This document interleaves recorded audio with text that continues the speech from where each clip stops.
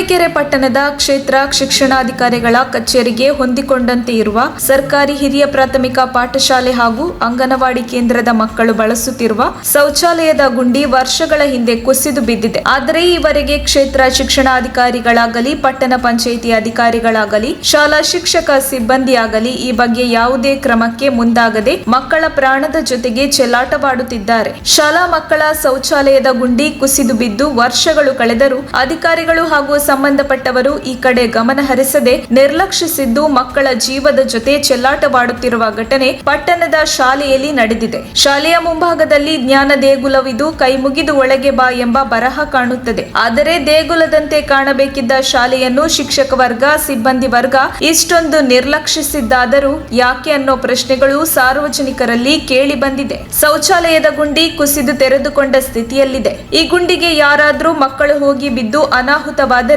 ಯಾರು ಜವಾಬ್ದಾರಿ ಅನ್ನುವ ಪ್ರಶ್ನೆಗಳು ಕೇಳಿ ಬಂದಿವೆ. ಜೊತೆಗೆ ಮಕ್ಕಳು ಕಲಿಯುವ ಶಿಕ್ಷಣ ಮಂದಿರದ ಸುತ್ತಮುತ್ತ ಸ್ವಚ್ಛತೆ ಕಾಪಾಡಬೇಕಲ್ವೇ?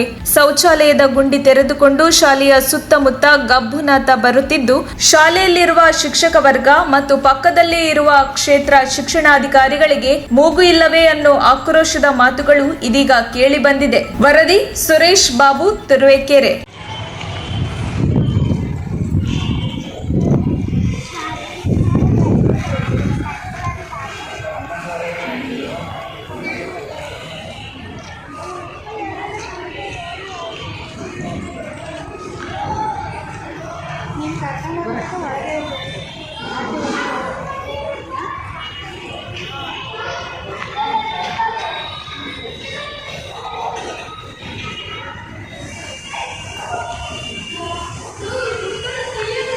ಅಲ್ಲೆಲ್ಲ ಮುರ್ದಾಕರೆ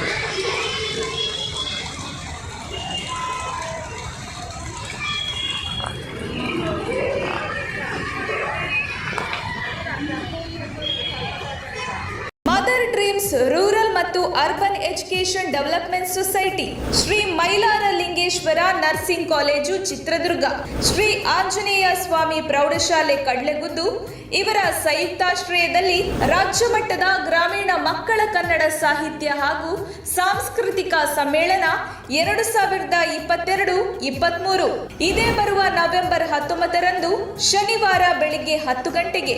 ಸ್ಥಳ ವೀರಯೋಧ ಜಿಎಸ್ ಪ್ರಭಾಕರ ಸಭಾಂಗಣ, ಕಡ್ಲೆಗುದ್ದು, ಚಿತ್ರದುರ್ಗ ತಾಲೂಕು. ಈ ಕಾರ್ಯಕ್ರಮದ ಸಂಪೂರ್ಣ ನೇರ ಪ್ರಸಾರವನ್ನ ನಮ್ಮ ತುಮಕೂರು ಮಾಧ್ಯಮದಲ್ಲಿ ಪ್ರಸಾರ ಮಾಡಲಾಗುವುದು. ತಪ್ಪದೇ ವೀಕ್ಷಿಸಿ. ನಮಸ್ತೆ, ನಾನು ಪ್ರಣನ್ಯ, ಜಿ ಕನ್ನಡ ವಾಹಿನಿಯ ಡ್ಯಾನ್ಸ್ ಕರ್ನಾಟಕ ಡ್ಯಾನ್ಸ್ ಸೀಸನ್ 6ರ ವಿಜೇತೆ. ನಾನು ಚಿತ್ರದುರ್ಗ ಕಡ್ಲೆಗುದ್ದು ಗ್ರಾಮದಲ್ಲಿ ನವೆಂಬರ್ 19ರಂದು ನಡೆಯುವ ರಾಜ್ಯ ಮಟ್ಟದ ಗ್ರಾಮೀಣ ಮಕ್ಕಳ ಸಾಹಿತ್ಯ ಹಾಗೂ ಸಾಂಸ್ಕೃತಿಕ ಸಮ್ಮೇಳನಕ್ಕೆ ನಾನು ಬರ್ತಾ ಇದ್ದೀನಿ. ನೀವು ಸಹ ಬರ್ತೀರಲ್ವಾ? Thank you. ನಿಮ್ಮ ಮೆಚ್ಚಿನ ನಮ್ಮ ತುಮಕೂರು ಮಾಧ್ಯಮ 1 ವರ್ಷ ಪೂರೈಸಿದ ಈ ಸಂದರ್ಭದಲ್ಲಿ ನಮ್ಮ ತುಮಕೂರು ಮಾಧ್ಯಮ ನಿಮಗೆ ಧನ್ಯವಾದಗಳನ್ನ ತಿಳಿಸುತ್ತದೆ ಮತ್ತು ನಿಮ್ಮ ಪ್ರೀತಿಗೆ ಸದಾ ಚಿರಋಣಿಯಾಗಿರುತ್ತದೆ. ನೀವು ನಮ್ಮ ಮೇಲೆ ಇಟ್ಟ ನಂಬಿಕೆಯನ್ನು ಉಳಿಸುವ ಪ್ರಾಮಾಣಿಕ ಪ್ರಯತ್ನವನ್ನ ನಮ್ಮ ತಂಡ ಖಂಡಿತವಾಗಿಯೂ ಮಾಡುತ್ತದೆ. ಗೆಲುವಿನ ಹಾದಿಯಲ್ಲಿ ಸದಾ ನಮ್ಮ ಜೊತೆಯಾಗಿರಿ. ನಮ್ಮ ಚಾನೆಲ್ ಅನ್ನು ಸಬ್ಸ್ಕ್ರೈಬ್ ಮಾಡಿ. ಸುದ್ದಿ ಅನ್ನೋದು ಬರೀ ಕಥೆಯಾಗದೆ ನೊಂದ ಜೀವ ಗಾಳಿಗೆ ಬೆಳಕಾಗಿದೆ, ಗೆಲುವಿನ ಹಾದಿಯಲ್ಲಿ ನಗು ಮೂಡಿದೆ.